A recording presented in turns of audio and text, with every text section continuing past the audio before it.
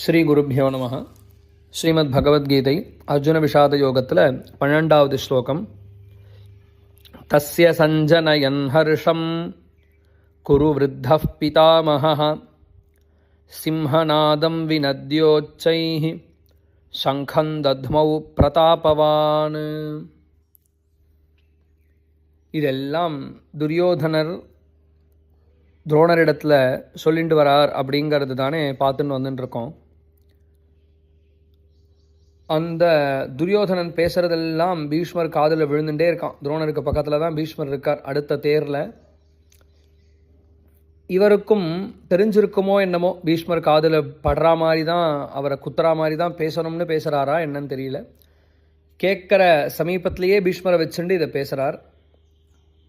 இதை பார்த்த பீஷ்மருக்கு தோணித்து, ஒரு போரை நடத்தக்கூடிய ராஜா இந்த மென்டாலிட்டியில் இருக்கக்கூடாது, இந்த மனநிலையில் இருக்கக்கூடாது.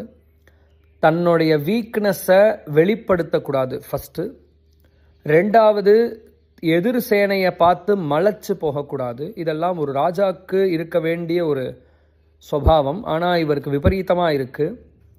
எதிர்கட்சி பலம் பொருந்தியதாக இருக்குங்கிறதையும் நினைக்கிறார். நம்மளோடது போராது, நாம் ஜெயிக்க மாட்டோமோன்னு தோன்றது அப்படின்னும் சொல்கிறார். ஸோ ஒரு ராஜா இப்படி இருந்தான்னு சொன்னால் அந்த சேனை அப்புறம் சரியாக இருக்காது. அப்படிங்கிறதுனால அவருக்கு சந்தோஷத்தை ஏற்படுத்தணும் அப்படின்னு நினச்ச பீஷ்மர், தஸ்ய சஞ்சனயன் ஹர்ஷம் குரு விருத்தः பிதாமஹः, குரு விருத்தனான, குரு வம்சத்திலேயே மிகவும் மூத்தவரான பிதாமகர், எல்லாருக்கும் இங்கே இருக்கக்கூடிய அத்தனை பேருக்கும் தாத்தா ஸ்தானத்தில் இருக்கக்கூடிய அந்த பீஷ்மர் சிம்ஹநாதம் வினத்ய, சிம்ஹம் கர்ஜிப்பது போல் கர்ஜித்தாராம்.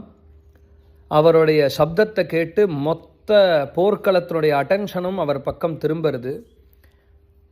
திரும்பினதும் சங்கந்தத்மௌ அப்படின்னு சொல்கிறார்.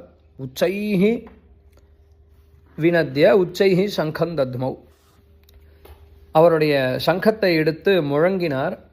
இது தர்மயுத்தம் அப்படிங்கிறதுனால சங்கநாதம் காலமே வந்து சங்கநாதம் பண்ணினதும் யுத்தம் தொடங்கும். சாயங்காலம் சங்கநாதம் வந்ததும் யுத்தம் நிற்கும். அந்த யுத்தத்தை தொடங்கிறதுக்காக சங்கநாதம் பண்ணினார். பிரதாபவான்னு சொல்கிறார். 300 வயசுக்கும் மேலே ஆயிருந்தாலும் பீஷ்மர் பிரதாபவான், எழுத்தாப்பில் இருக்கிறவனை சுட்டு பொசுக்கிடுவார். பிரகர்ஷேன தாபயதி அப்படின்னு சொல்கிறார். யுத்தத்துக்கு அவர்கிட்ட வந்து நின்னாச்சு அப்படின்னு சொன்னால் உண்டு இல்லைன்னு பண்ணிடுவாராம் பீஷ்மர். அப்பேற்பட்ட பீஷ்மர் யுத்தத்தை தொடங்கி வைத்தார் சங்கநாதம் மூலியமாக அப்படின்னு இந்த ஸ்லோகத்துக்கு அர்த்தம். ஸ்ரீ குருப்யோ நமः.